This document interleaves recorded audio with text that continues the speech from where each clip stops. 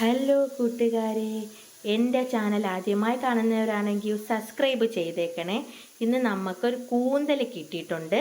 ദാ ഇതിന് കൂന്തലെന്നും കണവയെന്നും ചടയനെന്നൊക്കെ പറയും. പല സ്ഥലത്തും പല പേരിലാണ് അറിയപ്പെടുന്നത്.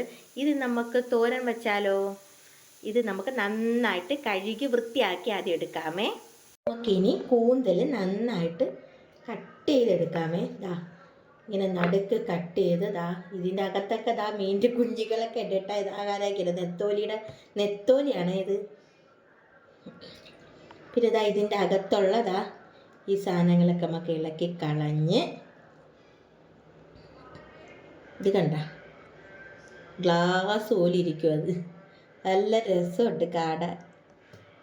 അതിൻ്റെ അകത്തെ നെയ്യാണേ, കാണാൻ പറ്റുന്നുണ്ടോ? നല്ലതുപോലെ ഇതിൻ്റെ അകത്ത് നെയ്യാണ്. ഇതെല്ലാം കഴുകി ഇതെല്ലാം വൃത്തിയാക്കി ഇങ്ങനെ എടുക്കണം. ഇതതിൻ്റെ തലയും കണ്ണൊക്കെ കണ്ടോ? അതിൻ്റെ കണ്ണ് ഇങ്ങനെ ഓരോന്നും നമുക്ക് നടുക്ക് കട്ട് ചെയ്യുക. അതിൻ്റെ മുള്ളാണ് കേട്ടോ അത് ഗ്ലാസ് പോലെ ഇരിക്കുന്നത്. പിന്നെ ഇതിൻ്റെ ഇതൊക്കെ കളഞ്ഞ് കഴുകി വൃത്തിയായി നമുക്ക് എടുക്കാം. ഇതാ കണവേരകത്തുനിന്ന് കിട്ടിയ നെത്തോലികളാണ് കേട്ടോ. ഇത്രയും ഇത് നമുക്ക് വേണ്ട, ഇതും കളയാം, വേസ്റ്റ് അല്ലേ ഇത്. എൻ്റെ മൊബൈൽ സ്റ്റാൻഡൊന്നും ഇല്ലാത്തത് കൊണ്ട് ഉള്ള സെറ്റപ്പിലൊക്കെ ഞാൻ ചെയ്യുന്നത് കേട്ടോ. കാണാൻ പറ്റുന്നുണ്ടല്ലോ. ഇത് നമുക്കിത് കട്ട് ചെയ്യാം. ഇങ്ങനെ കുറുകെ ഇങ്ങനെ കട്ട് ചെയ്യണം.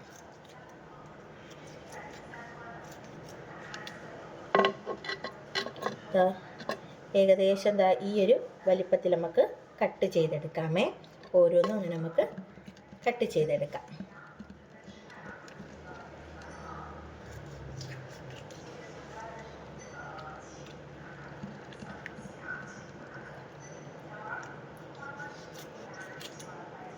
ഇത് വേണമെങ്കിൽ രണ്ടായിട്ട് നടുക്കൂടെയും കട്ട് ചെയ്യാം കേട്ടോ. നടുക്കൂടെ കട്ട് ചെയ്തിട്ട് പിന്നെ ചെറിയ ചെറിയ പീസുകളാക്കി എടുക്കാം നമുക്ക്.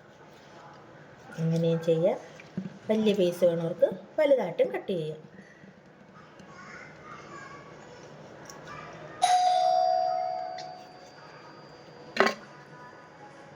ഇനി നമുക്ക് ഉപ്പും മഞ്ഞളും ഇട്ട് മൂടി വെച്ച് വേവിക്കാമേ. നല്ലോണം വേവിച്ചെടുക്കണം അത്. ആ കൂട്ടത്തിൽ ഞാൻ കപ്പയും തയ്യാറാക്കി കഴിഞ്ഞു. ഉച്ചയൂണിനുള്ള കപ്പയും തയ്യാറാക്കി കഴിഞ്ഞു. ഏകദേശം ഒരു വെന്ത് വരുന്നൊരു പരുവാകുമ്പോഴത്തേക്ക് ഞാൻ ഒരു 4 കൊച്ചുള്ളിയും കൂടി ഇതിനകത്ത് ഇട്ട് വേവിച്ചെടുക്കണേ. ആദ്യമേ ഞാൻ വേവിച്ചില്ല. ആദ്യമേ ഞാൻ കടുക് ഇട്ട് വറുത്തിട്ടാണ് ഇത് കണവയിലോട്ട് ഇട്ടത് കേട്ടോ. അത് ഞാൻ ആദ്യം പറയാൻ വിട്ടുപോയി. നന്നായിട്ട് ഇത് വെന്ത് വരട്ടെ. അതിലേക്കുള്ള അരപ്പ് തയ്യാറാക്കാം. കുറച്ച് തേങ്ങ, കുറച്ച് മുളക് പൊടി, വെളുത്തുള്ളി, ജീരകം, മഞ്ഞൾപ്പൊടി ഇതെല്ലാം കൂടെ ചേർത്ത് നന്നായിട്ട് നമുക്കൊന്ന് അടിച്ചെടുക്കാമേ.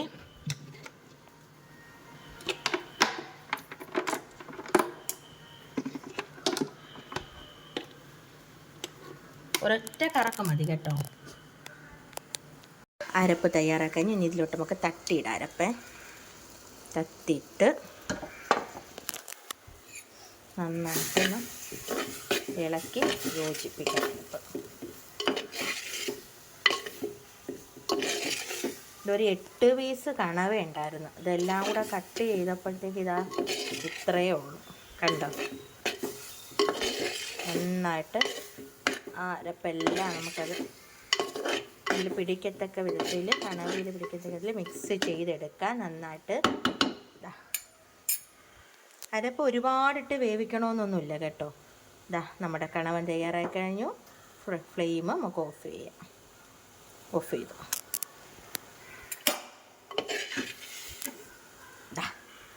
എങ്ങനെയുണ്ടല്ലോ ചൂട് പറക്കുന്ന നല്ല രുചിയുള്ള നല്ല ടേസ്റ്റ് ആയിട്ടുള്ള കണവത്തോരൻ തയ്യാറായി കഴിഞ്ഞു. Bye bye. എൻ്റെ ചാനൽ സബ്സ്ക്രൈബ് ചെയ്യാൻ മറക്കല്ലേ.